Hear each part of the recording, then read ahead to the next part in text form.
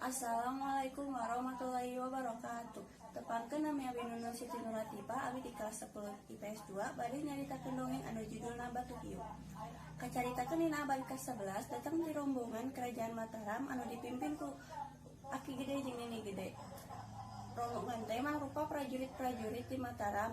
Kusabab kasaktena manehna diusir ku kerajaan Mataram kusabab para patinggi sin kaelekeun ku Aki Gede jeung Nini Gede.